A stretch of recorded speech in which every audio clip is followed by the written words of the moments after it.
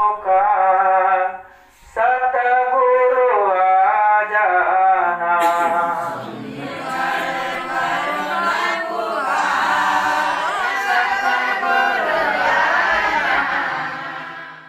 अपने पति से मिलना है। पति का मतलब परमेश्वर, पत्नी का रिश्ता नहीं है, यहाँ पर भक्त और भगवान का रिश्ता है। तो सद्गुरु कहते हैं कि अगर तुम्हें अपने पिया से मिलना है, मालिक से मिलना है, परमात्मा से मिलना है, ईश्वर से मिलना है, भगवान से मिलना है, तो तुम अपने निज घाट में उसको खोजने का प्रयास करो। बाहर तुमको कहीं मिलने वाला नहीं है। और जितने भी तुमको बाहर में बताते हैं मिलाने के लिए पंडित काजी, ये सारे जो है तुमको बीच में अटकाने का काम करते हैं। तुम्हारे घट के अंदर में, तुम्हारे इस मनुष्य शरीर के अंदर में वो रास्ता है, वो दरवाज़ा है जिस रास्ते से तुम अपने परमात्मा को, ईश्वर का दर्शन दीदार कर सकते हो। लिखा है कि आँखी मध्य पाखी चमके और पाखी मध्य द्वारा उत्ते द्वारे दूरबीन लगावे उतरे भौजल पारा। हम लोग का ये दोनों आँख के बीच में जो है वो दरवाज़ा है जिसको तीसरा तिल कहा जाता है, तीसरा नेत्र कहा जाता है, शिव नेत्र कहा जाता है। महात्माओं ने इसके कई तरह का नाम दिए। तो कहा अगर तुम्हें ईश्वर का दर्शन करना है, अपना जीवात्मा का कल्याण करना है, तो तुम्हें बाहर ढूंढने की ज़रूरत नहीं है। वो तेरे अंदर में ही परमात्मा ने वो रास्ता बनाया है, वो व्यवस्था बनाया है जिस व्यवस्था के माध्यम से तुम ईश्वर का दर्शन दीदार कर सकते हो। और अगर तुम कहीं बाहर में ढूंढते हो तो तुम्हें कभी भी मिलने वाला नहीं है। कहते हैं कि जब तक तुमको जो है पूरे सद्गुरु का मतलब है कि जिन्होंने उस परमात्मा का दर्शन दीदार कर लिया, जिन्होंने आदि और अंत सबको देख लिया, उसको पूरे सद्गुरु कहा जाता है। सद्गुरु का मतलब है कि शब्द रूप में अंतर बाहर दोनों तरफ से जो है वो मदद करता है, उसको सद्गुरु कहा जाता है। कहते हैं शब्द स्वरूपी संग है कभी न होते दूर और धीरज धरो चित्त में देखेगा सतलोक। जो वास्तव में सद्गुरु होते हैं, जिसको नाम का ज्ञान होता है, नाम का दौलत जिसके पास होता है, वो नाम के साथ में, शब्द के साथ में हर जगह जो है वो विद्यमान रहते हैं। जो पूरे सद्गुरु होते हैं, पहुँचे हुए होते हैं, आप जहाँ पर सुमिरन ध्यान भजन करते हो, जहाँ पर आप उसको पुकार लगाते हैं, सद्गुरु वहाँ पर प्रकट हो जाते हैं शब्द रूप में। तो कहते हैं जब तक तुमको सद्गुरु नहीं मिलेंगे, जब तक पूरे नहीं मिलेंगे, जब तक पूरे गुरु नहीं मिलेंगे, पड़े रहोगे अग में, यानी बीच में ही तुम पड़े रहोगे। और जब बीच में पड़े रहोगे तो जब तक तुम्हारी पुण्य, अगर मान लीजिए आपने तपस्या किया, भक्ति किया, पुण्य काम किया, तो उस पुण्य के प्रताप से आपको स्वर्ग वैकुंठ का जगह मिल गया। लेकिन जब तक आपके पुण्य रहेंगे तब तक आप स्वर्ग वैकुंठ में रहेंगे। उसके बाद जैसे ही आपका पुण्य छीन हो जाएगा, फिर आपको जो है इसी मृत्यु लोक में या नरक 84 में जो है आपको डाल देगा। कहते हैं पुण्य छीने मृत्यु लोके। जैसे ही पुण्य का छीन होता है, वैसे जो है उस जीव को फिर इस मृत्यु लोक में आना पड़ता है। तो जो जीव बीच में ही अटक जाता है, बीच का मतलब है कि सतलोक के बीच में, जहाँ आपका घर है, जहाँ आपका मकान है, जहाँ के आप वासी हैं, उसके बीच में इस मृत्यु लोक और उसके बीच में जो जगह है उसको बीच में कहा जाता है, अग में कहा जाता है। तो वहाँ पर अगर आप अटक गए, यानी इस मनुष्य शरीर का, इस जीवात्मा का जो शरीर है, 4 प्रकार का जो शरीर है, इस चारों शरीर का जहाँ तक मतलब, जहाँ तक दायरा है, जहाँ तक इस शरीर का बंधन है, वहाँ तक इस जीवात्मा का मोक्ष मुक्ति नहीं है। जब तक ये जीवात्मा शरीर से पार नहीं हो जाता तब तक इसका मोक्ष मुक्ति संभव नहीं है। तो ये ज्ञान, ये विद्या, ये जानकारी जो है केवल सतगुरु को मालूम है कि यह जीवात्मा इस शरीर को कैसे पार करेगा। शरीर जो है 4 प्रकार का है। पहला शरीर स्थूल शरीर, जिसमें हम आप सभी हैं। इसके बाद जब इस शरीर को ये जीवात्मा त्याग करती है, इस शरीर से बाहर निकलती है, तब ये इसका शरीर जो है लिंग रूप हो जाता है। लिंग रूप में जो है हाड़ मांस का नहीं होता है। और उसके बाद में जब लिंग शरीर को त्याग करती है, तब उसके बाद में जो है वो सूक्ष्म शरीर में जाती है। सूक्ष्म शरीर में भी हाड़ मांस नहीं होता है, वो बिल्कुल एक छाया का जैसा होता है। उसको आप इस आँख से नहीं देख सकते, भूत प्रेत को आप इस आँख से नहीं देख सकते। उसको देखने के लिए दिव्य दृष्टि चाहिए। दिन के पास दिव्य दृष्टि है, वो किसी को भी देख सकता है। तो दिव्य दृष्टि जो है, ये मतलब शरीर जो है सूक्ष्म शरीर को त्याग करती है, तब जो है वो फिर कारण शरीर में जाती है। तो जिस प्रकार से आप देख रहे हैं कि ये हमारा शरीर है, हाड़ मांस का शरीर है, ऐसा ही शरीर का छाया जो है वो हर लोकों में जो है वो बनते चला जाता है। और जहाँ जाता है वहाँ का कपड़ा को जो है उतारते चला जाता है, उस शरीर का त्याग करते चला जाता है और उसके ऊपर जाता है। तो सतगुरु जो होते हैं उस आत्मा को, उस जीव को वो अपने शक्ति से, अपने पावर से हर लोकों में जो है उसको पार करते जाता है, पार करते जाता है। और पार करने के बाद शरीर के बंधन से बाहर निकाल करके और उसको जब महाशून्य में जब स्नान करवाते हैं, तो जब ये जीवात्मा, ये जीव जो है महाशून्य में स्नान करते हैं, तो वो महाशून्य ऐसा चीज है, वो अमृत का सागर है। और वहाँ पर स्नान करने के बाद इस जीवात्मा का लिंग रूप जो है वो समाप्त हो जाता है। तब ये जीवात्मा ना तो स्त्री होता है ना तो पुरुष होता है, ये केवल शब्द रूप हो जाता है। और उसके बाद में वहाँ से स्नान करने के बाद, वहाँ से निकलने के बाद ये सीधे अपने परम धाम को पधारता है, परम धाम को पहुँचती है। तो जब तक आप वहाँ तक नहीं जाओगे तब तक इस जीवात्मा का मोक्ष मुक्ति संभव नहीं है। तो इसीलिए कहते हैं कि जब तक सतगुरु मिले न पूरे, जब तक इस चीज का जानकारी, इस चीज को जानने वाला अगर सतगुरु न मिले, तो आपका जीव का कल्याण होने वाला नहीं है। इसीलिए कहा गया है कि शब्द स्वरूपी संग है, कभी न होते दूर। सतगुरु जो होते हैं, जो शब्द की कमाई करते हैं, उसी को सतगुरु कहा जाता है। कहते हैं शब्द कमावे सो गुरु पूरा, और उन चरणन की हो जाओ धूरा।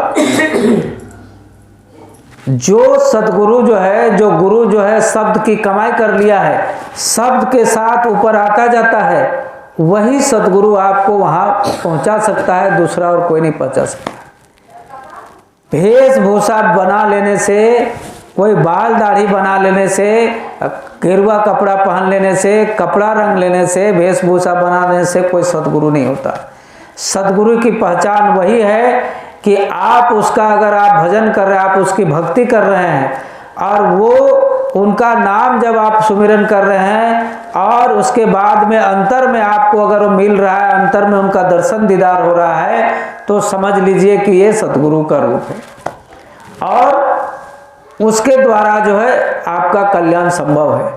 लेकिन अगर आपने वेशभूषा देख करके और उसके बाद में जो है पब्लिसिटी देख करके, जैसे कि हाँ भाई ये बात, तो इसके पास जो है हजारों शिष्य हैं, करोड़ों शिष्य हैं, ये तो पहुंचा हुआ ये है, ऐसा नहीं। उसका निरख परख जो है आप अपने अंदर में कीजिए। अगर आपको अपने अंदर में शांति महसूस हो रहा है, अब उनका दर्शन दीदार हो रहा है, आप उनको पुकार लगाओ कि प्रभु मैं आपका भक्त बन गया हूँ, मैं आपके अधीन, मैं आपको समर्पित कर रहा हूँ, मुझे आप दर्शन दीदार कीजिए, मुझे आप दर्शन दीदार दीजिए, मुझे आप दर्शन दीजिए। इस तरह का आप उसको पुकार लगाइए। और उसके बाद में धीरे धीरे धीरे धीरे अगर आपके अंदर शब्द का प्रवेश होता है, जैसे घंटा संग गुरु महाराज ने बताया कि पहले नाम का इस तरह का आवाज़ जो बताया गुरु महाराज वो आवाज़ सब अगर आपके अंदर में आ रहा है और उस आवाज़ को पकड़ने के बाद जब आप अंतर में चल रहे हो और उसके बाद में सतगुरु आपको अंतर में दर्शन दीदार कर रहे हैं, तो आप समझ लीजिए कि आपका जीवात्मा का कल्याण निश्चित रूप से हो जाएगा।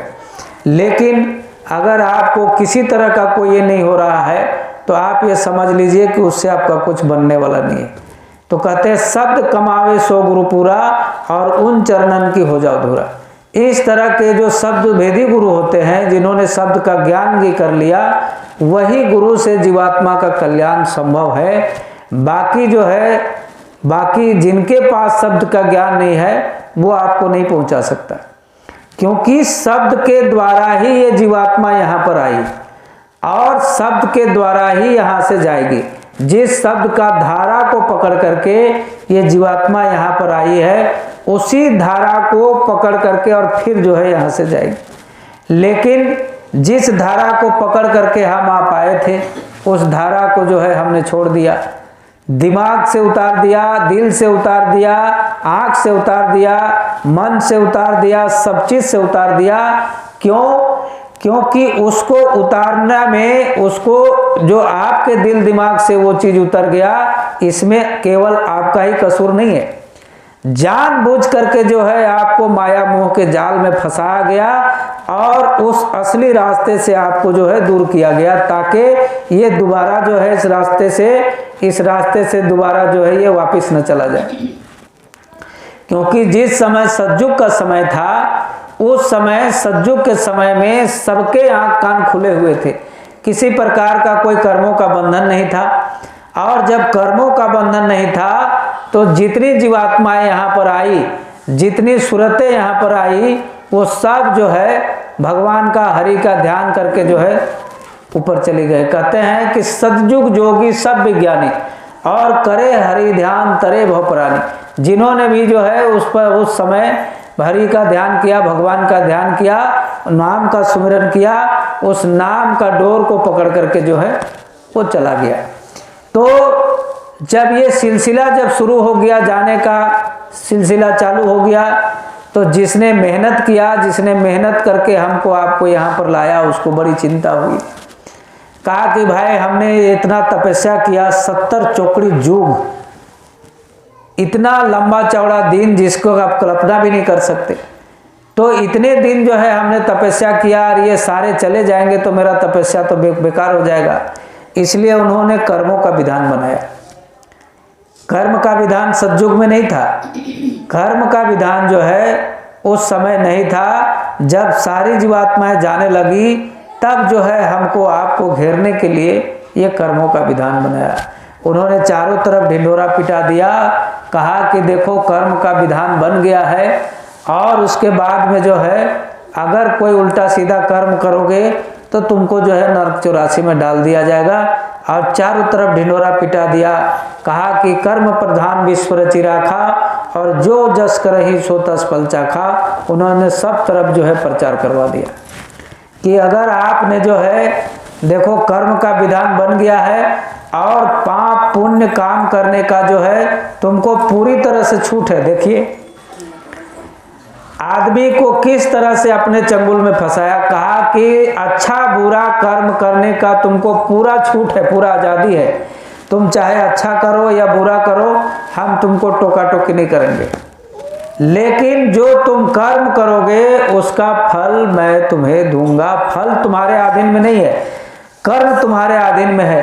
अब आप जो है आप सोचते हैं कि चलो चुपके से जो है उसका जो है घर में जाएंगे, घर में कोई नहीं है, धन चुरा लेंगे, या वो आदमी कमज़ोर है उसको जान से मार देंगे, उसका ज़मीन हड़प लेंगे, उसका रुपया पैसा हड़प लेंगे। इस तरह से आप सोच करके और उसके साथ में आप ऐसा कर रहे हैं। भले उस समय आपने मारपीट कर दिया और उसको जो है आप उसको बेवकूफ़ बना करके और उसके बाद में जो है उससे उल्टा सीधा करके आपने धन दौलत लूट लिया, मार भी दिया। लेकिन वो जो है जो अच्छे बुरे कर्म आपने किया, जो बुरे कर्म आपने किया, वो आपके खाते में आ गया। और उसके बाद में उस बुरे कर्म का हिसाब तब होता है जब आप इस मनुष्य शरीर को इस मनुष्य शरीर की यात्रा जब आप पूरा समाप्त कर लेते हैं और इस मनुष्य शरीर से जब आपको निकाला जाता है, अर्थात आपकी मृत्यु होती है, तब उस जीवात्मा का हिसाब किताब यमराज के सभा में होता है, यमराज के कचहरी में होता है, कोर्ट में होता है। प्रेमियों, जिस प्रकार से हमारा आपका ये कोर्ट कचहरी जो है यहाँ पर मृत्युलोक में है, हमको आपको सजा देने के लिए, जैसे आपने किसी निर्दोष आदमी को मार दिया, किसी को जो है गाली गलौज कर दिया, किसी का धन चुरा लिया, तो आपके ऊपर केस मुकदमा हो जाता है। अब वो केस मुकदमा जो है आपके तरफ भी वकील बहस करता है, उसके तरफ से भी वकील बहस करता है। जब गुनाह जो है साबित हो जाता है कि आपने गुनाह किया है, तो फिर आपको उस तरह से जो है जेल में डाल दिया जाता है। अब आप जो है इस इंसानी शरीर से अगर आपने बुरे कर्म किया, आपको किसी ने नहीं देखा, लेकिन उसके नज़र से आप नहीं बचे, उसका नज़र हमेशा आपके हमारे सामने में रहता है। वो हमारे आपके दोनों कंधों में जो है, जब बच्चा 5 साल से ऊपर का हो जाता है, तब वो दोनों कंधों में जो है 2 दूत बैठा देता है, और उसके बाद में वो दोनों दूत एक पाप कर्म लिखता है, एक पुण्य कर्म लिखता है, और उसके बाद ये दोनों जो है आपके पूरे जीवन का लेखा जोखा लिखता है। उसके बाद जो है एक कुदरती कैमरा जो है हमारे आपके बीच में वो लगाता है, सामने में लगाता है, ताकि जो है आप एक एक पल का हिसाब, एक एक पल में आप क्या क्या कर रहे हैं, उसका सारा रील जो है उसमें रिलीज होते जाता है, उसमें रिकॉर्डिंग होते जाता है। तो कहते हैं कि प्रत्यक्ष के लिए प्रमाण की आवश्यकता नहीं है। जब आप वहाँ कहोगे कि हम जो है कोई गलती काम किए नहीं, हमने किसी को मारा नहीं, किसी को काटा नहीं, किसी का धन नहीं चुराया, किसी का कुछ नहीं किया, तो आपको जो है वीडियो खोल करके दिखाएगा, कहेगा ये देखो तुमने जो है मुर्गा को काटा है कि नहीं, ये देखो इसको जो है इसके घर में तुमने धन चुराया है कि नहीं, पूरा आपको दिखाएगा। तो जब दिखाएगा और आप देखोगे अपने आँख से, तब तो आप उसके सामने झूठ नहीं बोल सकते। तब जो है उस गुनाह के हिसाब से वो जो है आपका सज़ा जो है वो तय करता है, और जो सज़ा तय करता है वो जो है यमराज को बताया जाता है, और यमराज जो है उसको जो है उस जीव को सजा देते हैं। गुरु महाराज कहे कि तुमको जब यहाँ पर इस शरीर में हल्का सा अगर ठेस लगता है, जरा सा कटता है या जलता है, तो तुम जो है कहारने लगते हो, चिकने लगते हो। वहाँ पर महात्माओं ने देखा नरकों में जो है जो जीव का जो यातना दी जाती है, उसको जो तकलीफ दिया जाता है, उसकी आप कल्पना भी नहीं कर सकते। कहते हैं कि वैसे जीवों को जो बुरे कर्म करते हैं, वैसे जीवों को कहते हैं कि हजारों बरस तक ऐसे बर्छी में गोंथ करके और उसके बाद उसको जो है आग में जलाया जाता है। वो ऐसी तैसी आग नहीं, कहते हैं हजारों फीट लपटे जो है उठती रहती आग, उसमें जो है उस जीवात्मा को ऐसे जलाया जाता है, फिर निकाला जाता है, फिर जलाया जाता है, फिर निकाला जाता है। 1-2 दिन नहीं, कहते हजारों साल। और उसके बाद में वहाँ का सजा जब खत्म हो जाता है, तब उसको ऐसे आरही में काटा जाता है, जोड़ा जाता है, फिर काटा जाता है, फिर जोड़ा जाता है। ये सब अपने आँख से जो है महात्माओं ने देखा, संतों ने अपनी आँख से देखा, और देखने के बाद जो है उन्होंने हमको आपको उपदेश दिया, हमको आपको बताया कि बच्चा ये काम मत करना, इस काम का बहुत भारी सजा है। और वो ऐसा जगह है जहाँ पर आपका ना कोई सगा, ना संबंधी, ना कोई दोस्त, ना यार, कोई नहीं पहुँच सकता। वहाँ पर सिर्फ सद्गुरु ही पहुँच सकते हैं, क्योंकि सद्गुरु का जो पावर होता है वो इतना पावर होता है कि वहाँ उनको जो है कहीं कोई रोका टोकी नहीं है, किसी के पास भी वो जा सकते हैं, कोई भी लोक में वो जा सकते हैं, उनके लिए कोई रोका टोकी नहीं। तो जो अपने आंखों से जो है महात्मा देखे, उस चीज को हमको आपको बता रहे हैं कि इस तरह से जो जीव गंदे कर्म करते हैं मनुष्य शरीर में, क्योंकि मनुष्य शरीर का ही दोष लगता है, बाकी जितने भी शरीर है, पशु पंछी और भूत प्रेत, दानव मानव, ये दानव और ये देवी देवता, इसको जो है दोष नहीं लगता है, क्योंकि बाकी जितने जोनियां हैं सब भोग जोनी है। मनुष्य शरीर को छोड़ करके बाकी जितना जोनी है वो सब भोग जोनी है। तो मनुष्य शरीर में अगर आपने उल्टा सीधा काम किया, पाप कर्म किया, तो उसका सजा आपको भोगना ही भोगना है। उसको, इसके लिए आपको कोई नहीं बचा सकता। इसीलिए महात्मा समझाते हैं कि ये शरीर जो है तुमको भगवान को प्राप्त करने के लिए मिला है, इस 84 लाख खान से तुमको निकलने के लिए मिला है। यही एक जरिया है, यही एक साधन है जिससे कि तुम इस 84 लाख खान से तुम बाहर निकल सकते हो, और दूसरा कोई जरिया नहीं है। क्योंकि बड़े भाग से जो है तुमको ये मनुष्य शरीर मिला। कहते यह तन तुमने दुर्लभ पाया, कोटि जन्म जब भटका खाया। 1-2 जन्म में आपको ये मनुष्य शरीर नहीं मिला। कहते हैं कितने जन्म, अरबों खरबों जन्म, हजारों जन्म बीतने के बाद जब उस परमात्मा भगवान का जब मौज हुआ आपके ऊपर, जब उसकी दया हुई, तब आपको ये अनमोल मनुष्य शरीर में आपको दिया हुआ। अगर आप चाहे तो यहाँ से आपकी यात्रा समाप्त हो जाएगी। इस 84 कोस की यात्रा जो है, 84 लाख जोनी की यात्रा जो है, इस मनुष्य शरीर से समाप्त किया जा सकता है। ऐसा पावर, ऐसा व्यवस्था इस मनुष्य शरीर में है। लेकिन दुर्भाग्यपूर्ण देखिए, जो व्यक्ति जो है, जिसकी भाग्यहीन है, जो भाग्यहीन व्यक्ति है, वैसे व्यक्ति सब कुछ जानते हुए भी उसको कुछ भी प्राप्त नहीं होता। तो भाग्यहीनता आता कैसे है? कहते सकल पदार्थ है जगमाही, और भाग्यहीन नर पावत नहीं। भाग्यहीनता आता कैसे है?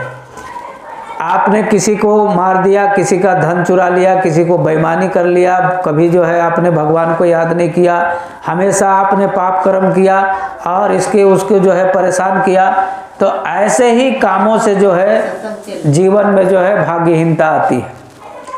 तो ये भाग्यहीनता जब आ गया, आपके जीवन में आ गया, तो आप ये समझ लीजिए कि आपको जीवन भर कष्ट ही उठाना है, इसका कोई समाधान नहीं है। तो कहते हैं कि जब सद्गुरु मिल जाते हैं तो सद्गुरु कई जन्मों के कर्मों के बंधन को जो है काट काट करके, और आपके हमारे प्रारब्ध कर्म को और संचित कर्म को सबको नष्ट कर देते हैं। तो जब ये तीनों कर्म नष्ट हो जाता है, तब जो है ये जीव जो है निष्काम हो जाता है, निष्कर्म हो जाता है। तब जो है ये जीवात्मा अपने घर चली जाती है।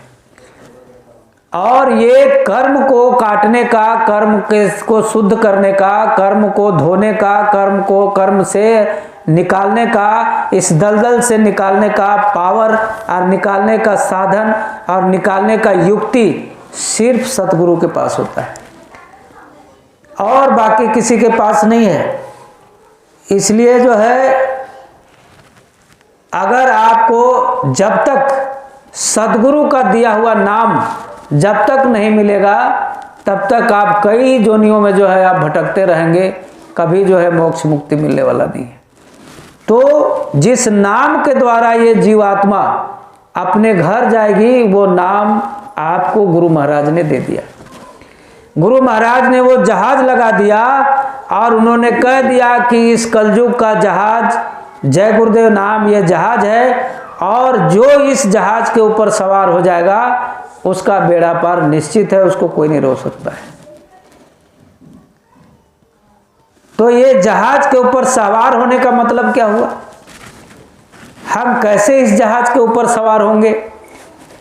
तो जहाज के ऊपर सवार होने का मतलब हो गया नित्य प्रतिदिन सुबह और शाम, बल्कि हर समय आपको इस नाम का सुमिरन करना है।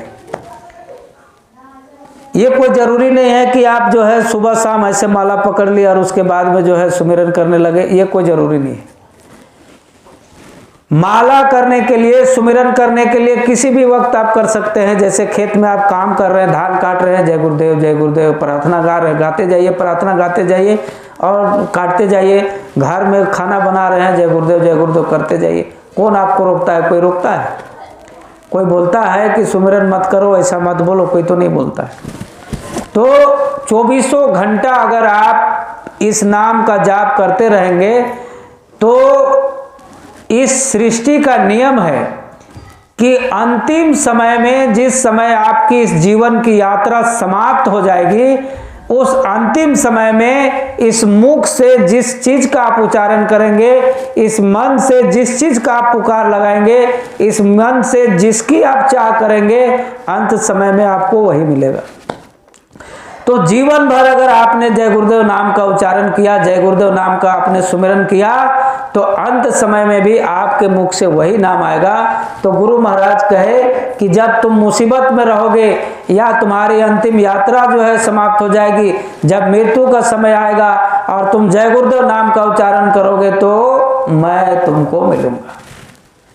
गुरु महाराज ने कहा मैं तुमको मिलूंगा और तुम्हारी मदद करूंगा। ऐसी घटना, सैकड़ों ऐसी घटना घट चुकी है जिसका मैं आपको गिनती भी नहीं गिना सकता। तो ये चीज जो है गुरु महाराज ने हमारे आपके लिए इस कलयुग में ये जहाज लगा दिया। अब उन्होंने कहा कि जो इस जहाज पर चढ़ेगा उसका बेड़ा पार निश्चित है। उन्होंने ये नहीं कहा कि जो नहीं चढ़ेगा उसका भी बेड़ा पार निश्चित है। उसने ये कहा कि जो इस जहाज पर सवार हो जाएगा, चाहे वो कोई भी हो, राजा हो, रंक हो, भिखारी हो, अमीर हो, गरीब हो, ऊंच हो, नीच हो, पंडित हो, ब्राह्मण हो, शूद्र हो, कोई भी जात हो, उससे कोई मतलब नहीं। जो इस जहाज पर सवार हो जाएगा उसका बेड़ा पार निश्चित है। ये किसका संकल्प है, किसका वादा है? तो बाबा जय गुरुदेव का। ये स्वामी जी ने कहा कि मैंने तुम्हारे लिए ये नाम का जहाज लगाया है। जब बाबा जी जो है राधा स्वामी का नामदान लिए थे, तो राधा स्वामी नाम से जो है इनको जो है इनका काम हुआ। बहुत दिनों तक जो है जब दादा गुरु चले गए, तब जो है ये एकांत में जो है 18 घंटा भजन में बैठे रहते थे। इतना भजन किए, इतना भजन किए, इतना तपस्या किए कि इनको जो है स्पेशल ये जय गुरुदेव नाम का बख्शिश जो है परमात्मा ने दिया। स्वामी जी ने अपनी अथक तपस्या से इस नाम को जगा करके और इस कलयुग में लाया है। और गुरु महाराज ने कहा कि ये जागृत नाम है, ये तपस्या किया हुआ नाम है, और इस नाम में 1000 वर्ष तक जो है पावर रहेगा। और 1000 वर्ष तक जो जीव इस नाम रूपी जहाज में सवार हो जाएगा, जो इस नाम का उच्चारण करेगा, अपने हृदय में इस नाम को बसाएगा, उसका जो है उसको नर्क 84 नहीं जाना है, उसका बेड़ा पार निश्चित है। उसको मैं ले जाऊंगा, मैं मिलूंगा, मैं तुम्हारी मदद करूंगा, ऐसा गुरु महाराज ने वादा किया। अगर आप सोचते हो कि अभी गुरु महाराज जो है इस संसार से चले गए और हमारी मदद कैसे होगा, कैसे आएंगे, तो वो तो घट घट के वासी हैं। वो तो कई तरह के जो है शरीर का वो करते हैं, वो शरीर का स्थानांतरण होते रहता है। जीवात्मा का कभी मृत्यु नहीं होता। जीवात्मा अजर अमर अविनाशी है, उसकी मृत्यु कभी नहीं होता। क्योंकि जीते जी जो है आपको गुरु महाराज ने नामदान दिया, और जीते जी जो है उन्होंने आपको बता दिया कि मैं तुमको लेने के लिए आऊँगा। तो इस नाम को जब उन्होंने जगाया तो कहे कि जो इस नाम का ये करेगा, मैं उसको अंतर में मिलूँगा, उसको मदद करूँगा। प्रेमियों, भक्त और भगवान का रिश्ता जो होता है वो बड़ा ही अनोखा होता है। कहते हैं कि जो भक्त मुझे याद करता है, मैं हमेशा उसके हृदय में वास करता हूँ, उसके हृदय में मैं वास करता हूँ और वो मेरे हृदय में वास करता है। ये रिश्ता गुरु और शिष्य का होता है। बाकी संसार का जो रिश्ता होता है सब स्वार्थ का रिश्ता है। यहाँ तक कि महात्माओं ने सिद्ध कर दिया कि माँ बाप का जो है, माँ पिता पुत्र का भी जो है रिश्ता जो है वो मतलब बिना स्वार्थ का ये नहीं होता, उसमें भी स्वार्थ होता है। लेकिन गुरु और शिष्य का जो रिश्ता होता है वो निस्वार्थ रिश्ता होता है, उसमें कोई ये नहीं होता। तो संसार से तो आपको लगाव रखना ही है, लेकिन इसी संसार में रहते हुए, इसी शरीर में रहते हुए हमको आपको अपने जीवात्मा के कल्याण के लिए समय निकालना है। प्रेमियों, आप देख लीजिए, आप सोचते हैं कि भाई अभी तो मेरा अच्छा खासा शरीर है, अभी तो मेरा उम्र जो है अभी 20 बरस का है, तो कोई सोचता है 30 बरस का है, अभी मेरा उम्र 40 बरस का है, तो अभी तो बहुत सारा है, अभी तो 100 बरस जीना है, 80 बरस जीना है। अभी आप देखिए दुनिया का हाल क्या है, मिनट में, घंटा मिनट में जो है ऐसा ऐसा बीमारी का प्रकोप आ रहा है कि गांव का गांव जो है साफ हो जा रहा है। तो इस कंडीशन में आप ये कैसे सोचते हैं कि हमारा जो है हम इतना साल जिएंगे, उतना साल जिएंगे। घर से आप बाहर निकल गए, कहाँ पर आपका एक्सीडेंट हो गया, कोई मार दिया, कोई पीट दिया, कोई काट दिया, इसका कोई ये नहीं है। आप एक एक कदम जो है मृत्यु के तरफ जा रहे हैं। हमारे जीवन की सांस की पूंजी समाप्त होती जा रही है, पूंजी बढ़ नहीं रहा है, पूंजी घट रहा है। इसलिए जो सांस की पूंजी बची हुई है, जितना समय आपको मिल जाए उतने ही समय में जो है भगवान का भजन करना है, उतना ही समय में जो है नाम का सुमिरन करना है। आपको जब नाम का आप सुमिरन करेंगे तो उस नाम का पावर जो है आपके अंदर में आएगा, और जब पावर आएगा तो जब पूरी तरह से जब पावर आपके अंदर में आ जाएगा तो कहते हैं भूख प्यास सब नष्ट हो जाएगा। बहुत सारे ऐसे भक्त हैं जिनको जो है जब वो अपने नाम की कमाई कर लेते हैं तो महीनों दिन तक जो है खाना नहीं खाते हैं, बिना खाए पिए भजन करते रहते हैं, क्योंकि वो पावर, असली पावर जो है जीवात्मा में आ रहा है। जब जीवात्मा शक्तिशाली हो जाता है, उस शब्द को पकड़ करके और शब्द को सुन करके जब इसके अंदर में ताकत आ जाता है तो ये सब भूख प्यास का कोई मतलब नहीं होता है।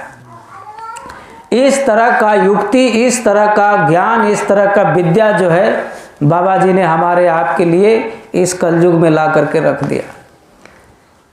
अब ये समझना और न समझना हमारा आपकी बात है, और जो समझा वो पाया, जो नहीं समझेगा उसके लिए तो कुछ भी नहीं है। इसलिए प्रेमियों, हमको आपको जो है चाहे दुनिया में कोई भी मुसीबत आ जाए, कोई भी दुख तकलीफ आ जाए, गुरु महाराज ने प्रेमियों के लिए कहा, उन्होंने प्रेमियों के लिए एक वरदान दिया और कहा कि जो इस कलयुग में शाकाहारी रहेगा और इस नाम का उच्चारण करेगा, अपने घर में रोज सुमिरन ध्यान भजन करेगा, उस घर में से ये बीमारी आएगी, उसको छूते हुए ऐसे चली जाएगी, उसका कोई बाल बाका नहीं हो सकता। और ये प्रमाण आपने 2020 में देखा, इतनी भयानक जो है चारों तरफ तबाही मची। हम लोग पूरे हिंदुस्तान का जायजा लिए, हर जगह का जो है खबर आया, लेकिन कहीं पर भी ऐसे प्रेमी जो सुमिरन ध्यान भजन में लगे रहे उसका कोई नुकसान नहीं हुआ।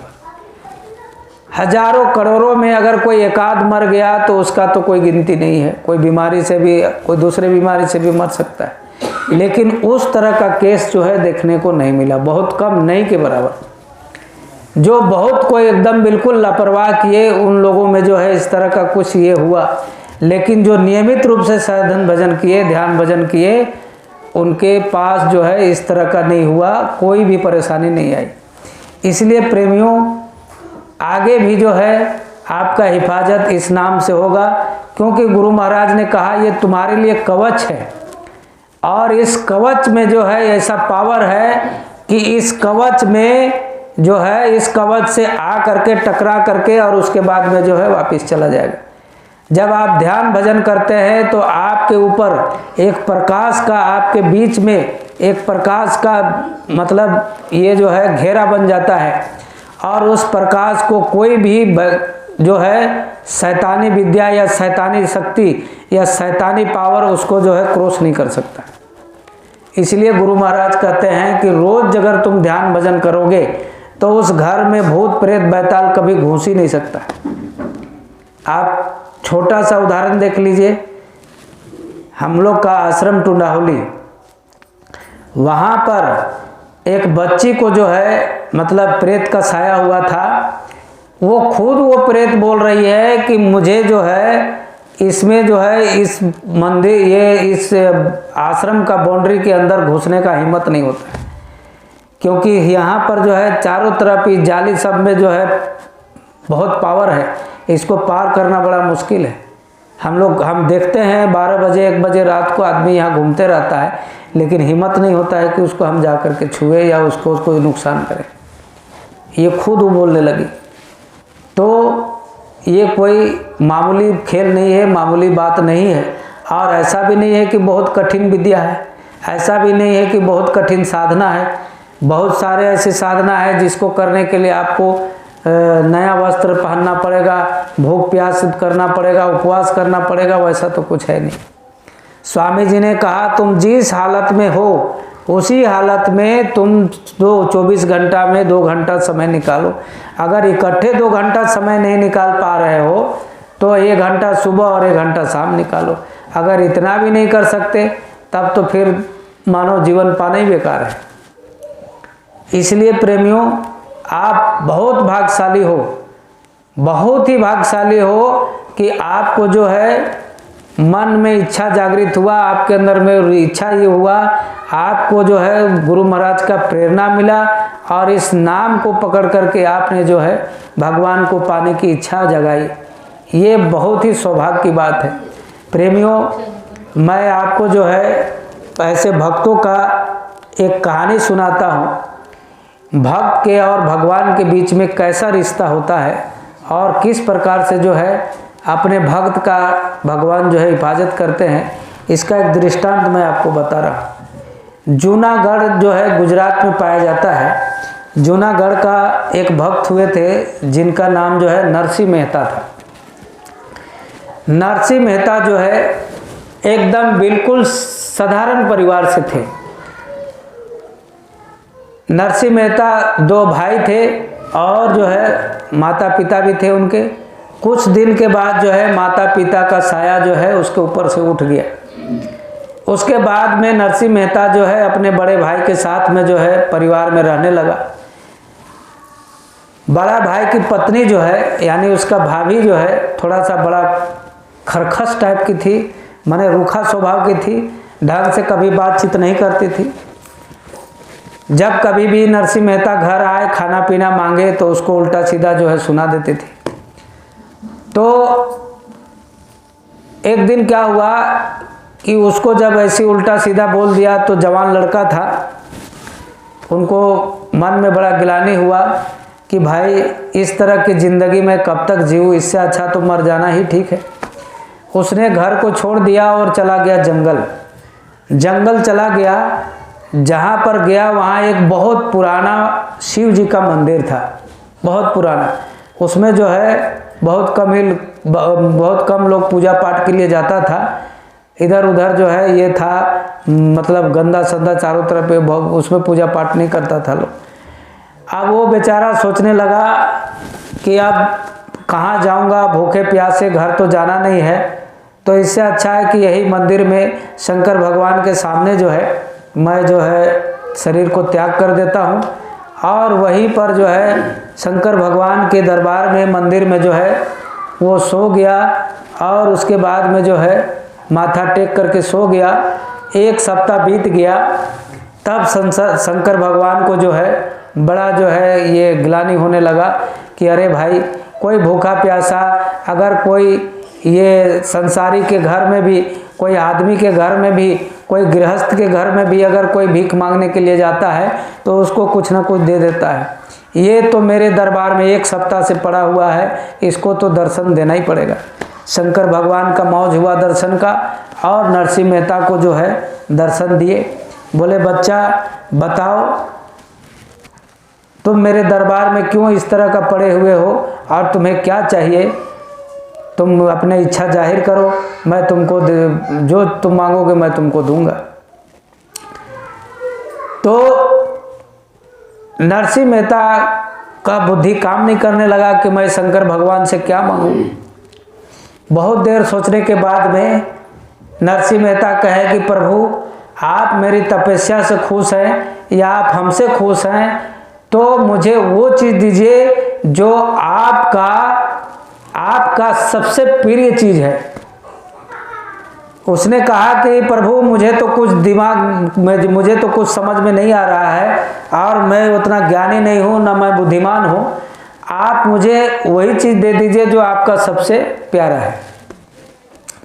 तो कहा वाह बेटा, एक तरफ तो तुम बोलते हो कि मेरे पास कोई बुद्धि नहीं है, कोई विद्या नहीं है, कोई ज्ञान नहीं है, और तुम ऐसा चीज़ मांग रहे हो जो मेरा सबसे प्रिय चीज़ है।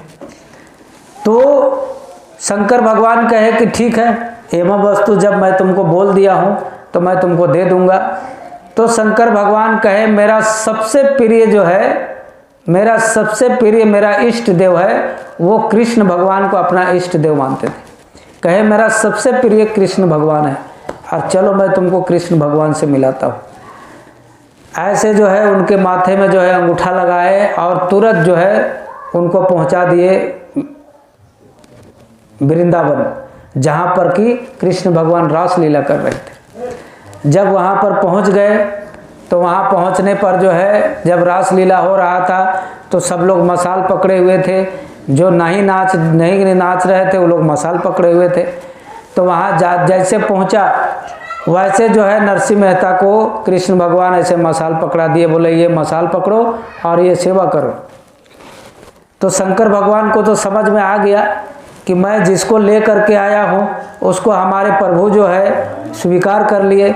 और उसके बाद में जब रासलीला ख़त्म हो गई तब जो है कृष्ण भगवान से उनका मुलाकात करवा दिए, परिचय करवा दिए और उसके बाद में वो जो है वापस अपना घर चला आया।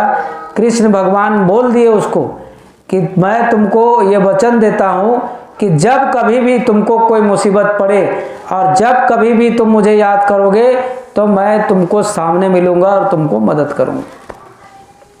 नरसिंह मेहता जो है घर चले आए और उसके बाद में कुछ दिन बीता, उनका शादी विवाह हो गया और शादी विवाह होने पर जो है ये अपना जो है बाल बच्चा भी हुआ। तो वो फिर बाद में जो है सबसे अलग ही तरीका का वो रहने लगा। अपना भक्ति जो है उसके अंदर में जब भगवान का दर्शन दीदार हो गया तो उसके अंदर का जो बुराई था वो ख़त्म हो गया, तो सबसे अलग थलग वो रहता था। तो गांव मोहल्ला में जो है लोग उसको खूब चिढ़ाता था, खूब उल्टा सीधा बोलता था। आप लोग को भी तो बोलते हैं, आप जब मांस मछली नहीं खाते हो तो आपके आस पड़ोस वाला मजाक उड़ाता है कि नहीं? तो वैसे जो है उसका भी मजाक उड़ाता है। उसको जो है उसको जो है, अरे वो दूसरा कहानी है, आप नहीं जान रहे हो। नरसिंह मेहता अलग है, नरसिंह अलग है, नरसिंह मेहता अलग है। आप बाद में हमसे डिस्कस करना, आप अभी चुप रहिए। तो बाद में आप बात कीजिएगा। अरे वो नहीं, वो दूसरा कोई है, बाद में आप बात कीजिएगा। तो क्या हुआ कि वो जब इस तरह का होता तो एक दिन क्या हुआ कि उसी रास्ते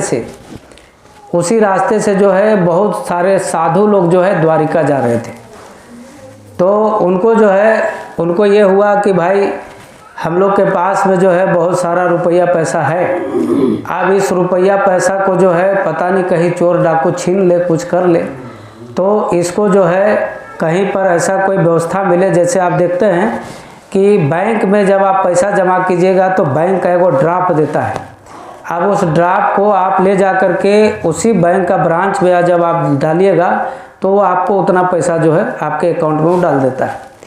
तो वो लोग जो है जब नरसिंह मेहता का गांव पहुंचा तो वहाँ पर जो है बोला कि भाई यहाँ पर कोई ऐसा आदमी है जो हमारा पैसा को जो है यहाँ जमा करके और वहाँ द्वारिका में जो है भंजवा दे, इस तरह का कोई है।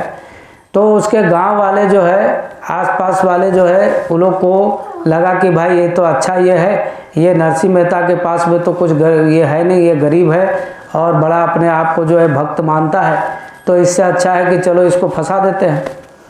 अब जो है वो लोग ले जा कर के उसके पास में जो है पैसा जमा किया और पैसा के एवज में जो है वो लिख करके दिया कि भाई हमारे पास इतना पैसा है और आप जो है इतना पैसा आप वहाँ पर दे दीजिएगा। इस तरह से वो चिट्ठी लिख करके वो लोग को दे दिया।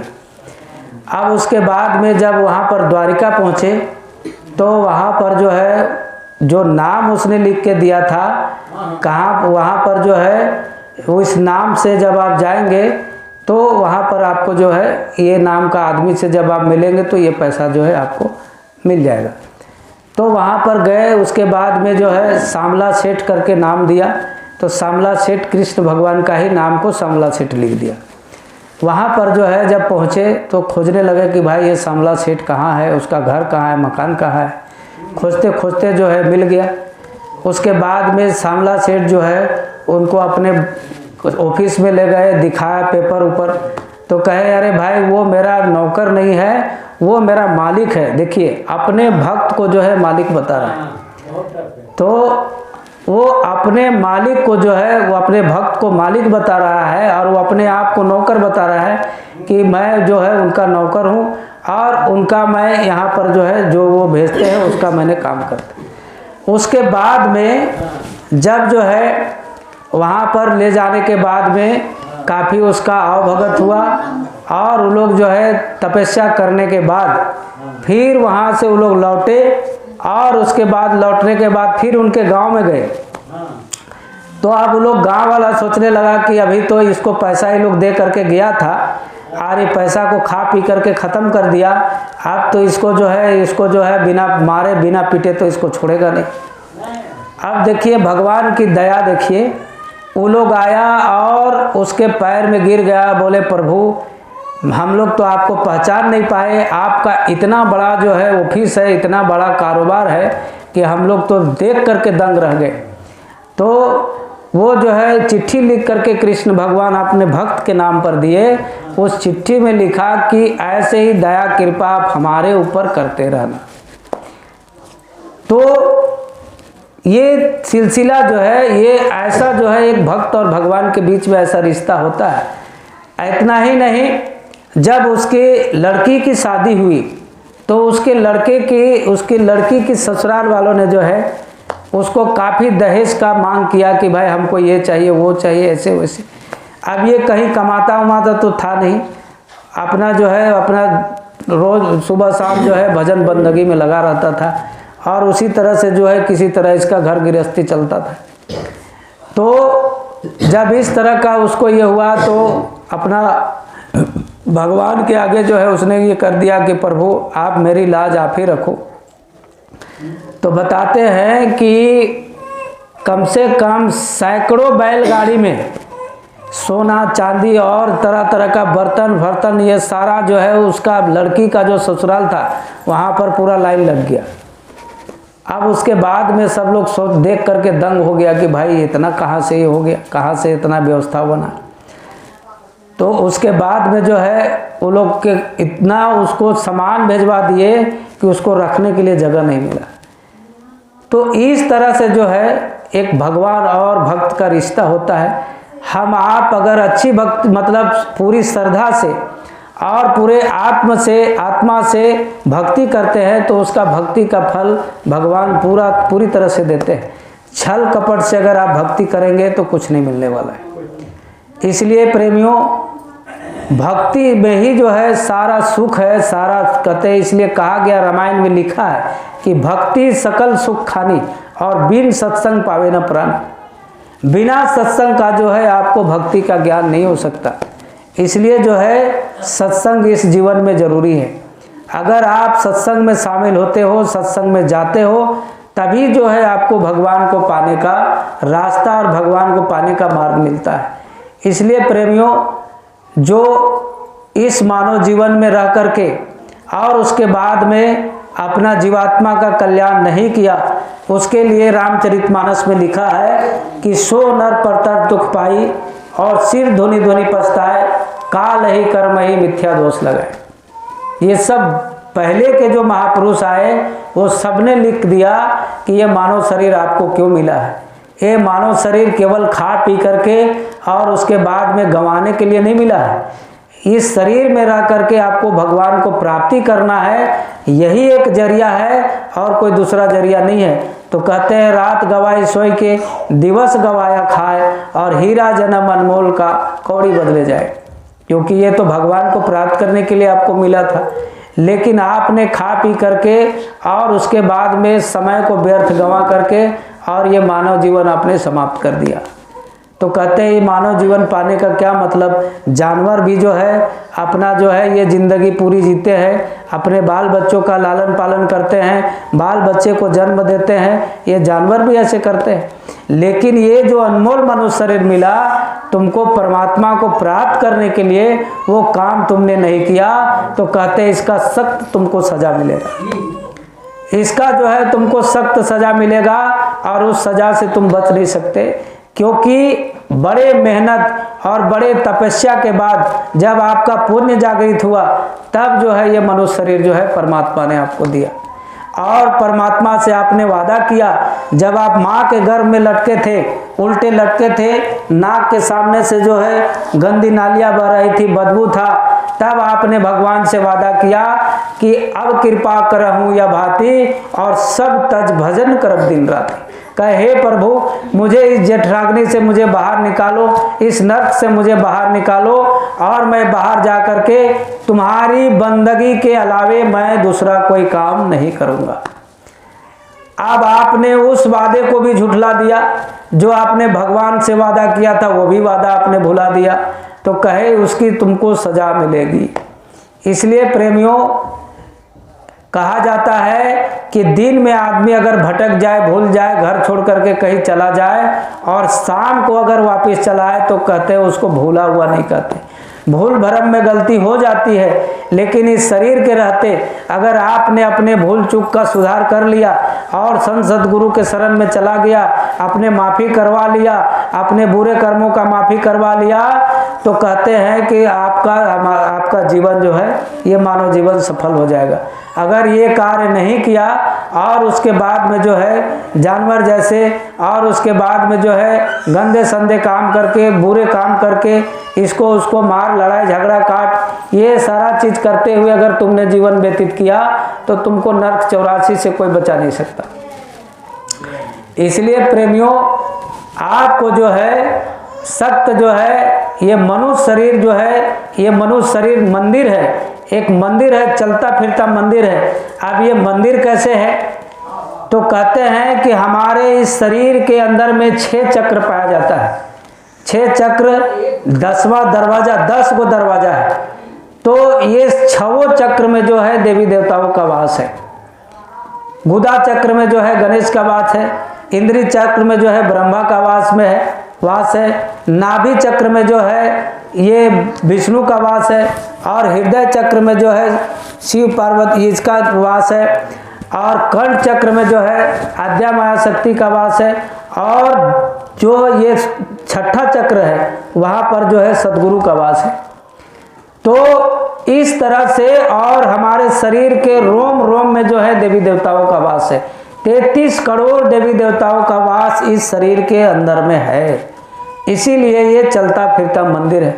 अब आप इस शरीर के अंदर में अगर आपको जो है जो मंदिर है जिसको आपने बड़े श्रद्धा से बनाया, जो ईंट पत्थर और उसके बाद में सीमेंट बालू से बनाया और खूब उसको सुंदर से बनाया, उसमें जो है देवी देवता का मूर्ति लगाया, वहाँ पर अगर कोई आपको जो है कोई मुर्दा काट करके, कोई बकरी या जो है कोई काट करके फेंक देता है तो उस पर जो है आपको बर्दाश्त नहीं होता है, आप उसको मारते हो, पीटते हो, उसको सजा देते हो। बताओ ये कुदरत का मंदिर है, जो कुदरत ने इस मंदिर को बनाया, इस मंदिर में जो है आप जो है कूड़ा करकट डाल रहे हो, किसी जीव को मार करके उसका मांस को भक्षण करके और उसके बाद इस शरीर में डाल रहे हो, तो ये शरीर तो अपवित्र हो जा रहा है। इस शरीर को आप अशुद्ध कर रहे हो तो उसको तो तकलीफ होना ही होना है जिसने आपको ये शरीर दिया। उसने जब ये मानव शरीर दिया तब कहा कि देखो मैं ये शरीर तुमको निर्मल पवित्र दे रहा हूँ, और जिस तरह से दे रहा हूँ उसी तरह से तुमको ये शरीर जो है वापस भी मुझे करना है। अब आप अपने जीवन को जो है आप पूरे माप तोल करके देख लीजिए कि 20 साल आपने जिया, 40 साल जिया, 50 साल जिया, इस 50 साल के अंदर में आपने क्या क्या किया? क्या आपने अपने शरीर को पवित्र रखा? नहीं रखा तो फिर इसका जवाब देना पड़ेगा। कहा कि जिस तरह से मैं तुमको निर्मल पवित्र दे रहा हूँ वैसे ही मुझे वापस चाहिए।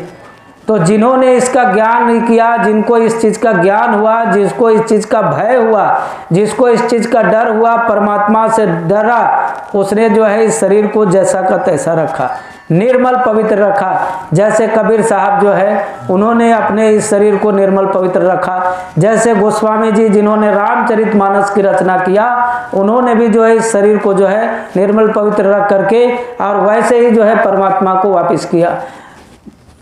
मीराबाई का भी उन्होंने भी जो है पूरी जो है जीवन भर भगवान कृष्ण का जो है भक्ति करके, और उन्होंने भी जो है अपने इस निर्मल शरीर को जो है, निर्मल शरीर जो है निर्मल जैसा ही उन्होंने वापस किया।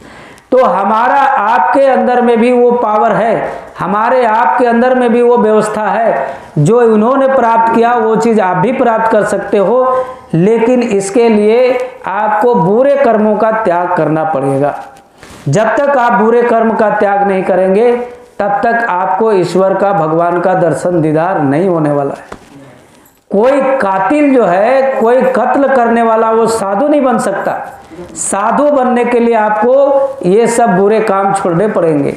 इसलिए प्रेमियों, हमको आपको बड़ा सौभाग्य से ये मनुष्य शरीर मिला है, और इस कलयुग में आप सोचोगे कि सतयुग के जैसा जो है हम जो है व्रत करके और उसके बाद में जग करके और तप करके हम भगवान को प्राप्त कर लेंगे, तो इस कलयुग का विधि विधान अलग है।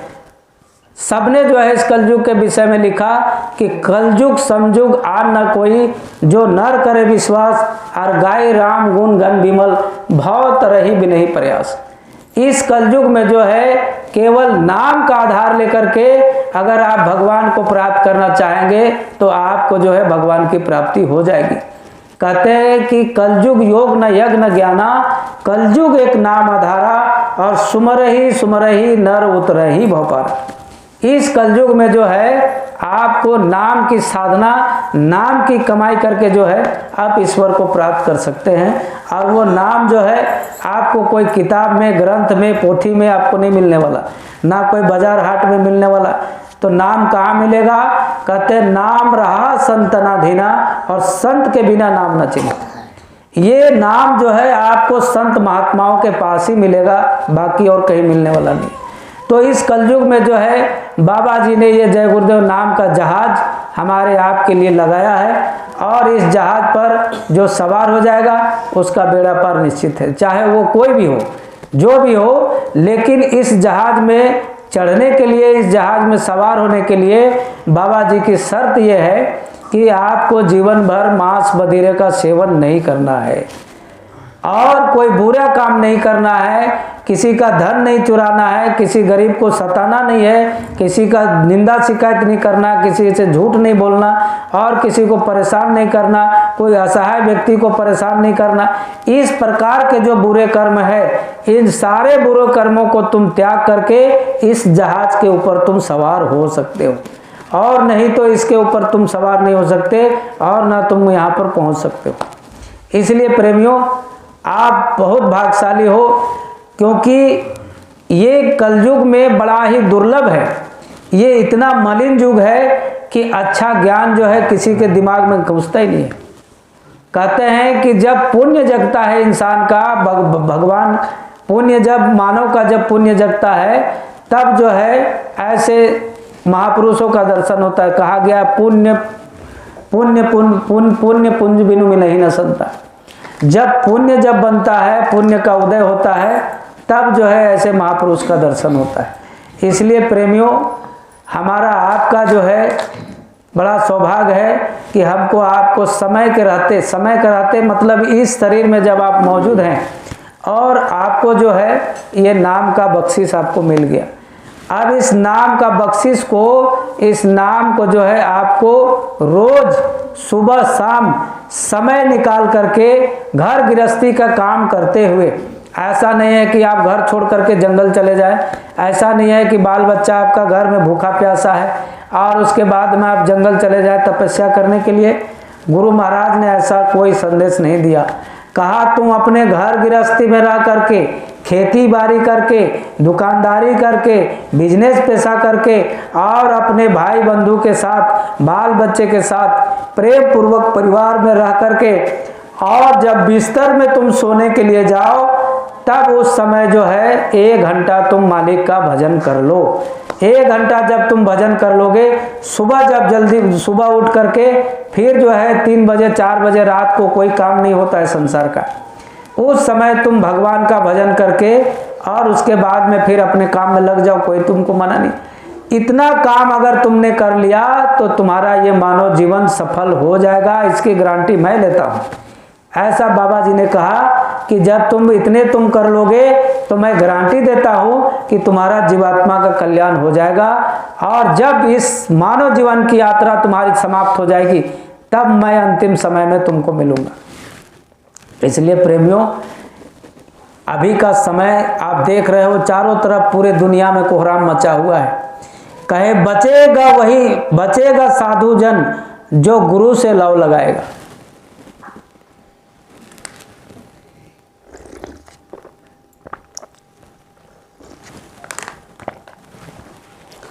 बोलिए जय गुरुदेव, जय गुरुदेव। तो कवच जो है, जैसे आप देखे होंगे महाभारत में एक योद्धा हुए थे जो माँ के गर्भ से ही, मतलब जन्म से ही जो है उनके शरीर में जो है कवच कुंडल था। उस कवच कुंडल का खासियत ये था कि उसको, उस कवच कुंडल को कोई भी शस्त्र भेद नहीं सकता, ऐसा जो है उस कवच कुंडल में पावर था। उस योद्धा का नाम था कर्ण। वो सूर्य भगवान को जब माता कुंती जो है जब पुकार लगाए तो उसको एक मंत्र मिला था। उस मंत्र में ये शक्ति था कि वो जिस देवता को भी बुलाते वो देवता जो है वहाँ पर प्रकट हो जाता था। तो वो परखने के लिए जो है सूर्य देवता को याद किए तो सूर्य भगवान जो है आकर के प्रकट हो गए। अब बोले कि भाई मैं तो ये मंत्र को ऐसे परख रहा था, प्रभु आप तो आ गए, भगवान आप तो आ गए, मुझे केवल आपका दर्शन की इच्छा थी, मैंने आपका दर्शन कर लिया। बोला ऐसा नहीं हो सकता है, मेरा दर्शन जो है विफल जा ही नहीं सकता है। जब तुमने मुझे पुकारा है तो कुछ ना कुछ मैं तुमको दे करके ही जाऊंगा। तब जो है सूर्य भगवान ने उनको एक पुत्र दिया। उस समय माता कुंती जो है कुंवारी थी। तो कहा ये पुत्र जो है तुम्हारा दुनिया में नाम कमाएगा। आप दुनिया से बचने के लिए कुंती जो है उस बच्चे को ऐसे गंगा में बहा दिया। अब उसका जीवन जो है किसी तरह से सुरक्षित रह गया। खैर कहानी बहुत लंबी है। तो उस तरह का कवच जो है गुरु महाराज ने आपको दे दिया। ये नाम का कवच, जब आप नाम का जाप करेंगे तो आपके अंदर में जो है इस तरह की परेशानी मुसीबत जो है उस चीज़ से जो है आप बचे रहोगे, और उसके बाद आपका जो है जीवात्मा का कल्याण हो जाएगा। इसलिए प्रेमियों, हमको आपको घबराने की ज़रूरत नहीं है। और कोई भी हो, गुरु महाराज ने कहा कि इस कलयुग में जो भी शाकाहारी हो जाएंगे वो इन परेशानियों से, इन बीमारियों से वो बच जाएगा, और उसको जो है नरक 84 नहीं मिलेगा। उसको दोबारा जो है मनुष्य शरीर मिलेगा, और इस मनुष्य शरीर में आकर के दोबारा जब मनुष्य शरीर में आएगा तो उसको जो है ऐसे परिवार में जन्म हो जाएगा जहां वो भक्ति कर सकेगा, और भक्ति करने के बाद जो है उसका जो है कल्याण हो जाएगा। देखिए, सतगुरु का रिश्ता जो है एक जन्मों का नहीं होता है। गुरु महाराज कहे कि जब तक मैं तुमको वहां तक नहीं पहुंचा दूंगा, जब तक तुमको अपना घर नहीं पहुंचा दूंगा, तब तक मैं तुमको छोड़ने वाला नहीं हूं। आप वो किस रूप में मिलेंगे, किस रूप में आपको पहुंचाएंगे, वो सब लीला खेला उनका है। हमको आपको जिस रूप में जो है गुरु महाराज मिले, हमको उसी रूप का सुमिरन करना है, उसी रूप का ध्यान करना है, और उसी रूप को याद करना है। इधर उधर चिंता करने की जरूरत नहीं है, इधर उधर भागने की भी जरूरत नहीं है। आपको इस भ्रम में नहीं पड़ना है कि हमारा उद्धार कौन करेगा, हमारा उद्धार कैसे होगा। स्वामी जी ने आपको वचन दिया है कि मैं जिस रूप से मैं तुमको नामदान दिया हूँ उसी रूप से मैं तुमको मिलूंगा, और उसी रूप से तुम्हारा काम करूंगा। इसलिए प्रेमियों, ये बड़ा ही सौभाग्य की बात है। और देखिए, भक्त के लिए जो है, भक्त का सौभाग्य तब जगता है जब उसको सद्गुरु का सेवा का मौका मिलता है। हमको आपको गुरु महाराज ने सेवा करने का जरिया बना दिया। अभी आपका जो है आश्रम जो है देख लीजिए, टुंडाहोली आश्रम, वहाँ पर जो है गुरु महाराज का मंदिर बन रहा है। आप सब प्रेमी मिल करके उस मंदिर को बना रहे हैं। कोई 10 रुपया, 20 रुपया, 50 रुपया, 100 रुपया, जिसको जैसा श्रद्धा हो रहा है दे रहा है। उसी पैसे से जो है उस मंदिर का निर्माण हो रहा है। और कहते हैं कि गृहस्थ के अन्न में जो है बहुत पावर होता है, बहुत शक्ति होता है, उसके अंदर में गुण होता है। आप रोज़ सुमिरन ध्यान भजन करते हैं और अपने उसी हाथ से जो है फसल उपजाते हैं, धान उपजाते हैं, चावल उपजाते हैं, रुपया पैसा कमाते हैं। उस अनाज को कोई भी आदमी खाएगा तो उसके अंदर में जो है बुरे विचारों का जो है वो धीरे धीरे समाप्ति हो जाएगा और उसके विचार शुद्ध हो जाएंगे और वो भी भक्ति मार्ग में आ जाएगा। इसीलिए आपको गुरु महाराज जहाँ तहाँ जहाँ हर समय पर जो है इस तरह भंडारे का व्यवस्था जो है वो करवाते हैं, ताकि कोई भी जीव वहाँ पर आए और उस प्रसाद को खा करके और उसके बाद में जो है उसके अंदर में उसका असर पड़े और वो जो है अपने भक्ति के मार्ग पर जो है चले। तो अभी जो है देखिए 1 जनवरी का प्रोग्राम होने जा रहा है, बहुत विशाल प्रोग्राम होता है, आप लोग सबको मालूम है। कम से कम 4-5 हज़ार आदमी आते हैं। अब उस आदमी को खिलाने पिलाने का सारा व्यवस्था हमारा आपका जिम्मेवारी है। इसलिए सब लोग जो है इस जिम्मेवारी से पीछे नहीं हटना है। जिसको भी जो सेवा मिल जाए, कोई पत्तल का सेवा मिल रहा है, आप पत्ता तोड़ करके लाइए, पत्तल बनाइए, वहाँ पर दे दीजिए। अगर आपके घर में चावल है, आप चावल दे दीजिए, आटा दे दीजिए, जितना आपको देने का इच्छा है वो उस भंडारे में जो है भोजन बनेगा, वो सबको मिलेगा। इसलिए आज आपके इस गांव में हम लोग पहुँचे आए ताकि आप लोग जो है उस सेवा में जो है योगदान दीजिए। अभी वहाँ पर साफ सफाई का काम हो रहा है। आपके घर में अगर काम नहीं है तो आप लोग आश्रम में पहुँचिए और उसके बाद में जो है पेंट पोचाड़ा का काम हो रहा है, चारों तरफ मैदान में जो है साफ सफाई हो रहा है। तो सबको जो है वहाँ योगदान देने का ज़रूरत है, क्योंकि ये मौका जो है हमको आपको बड़े भाग से मिलता है। और जब ये भाग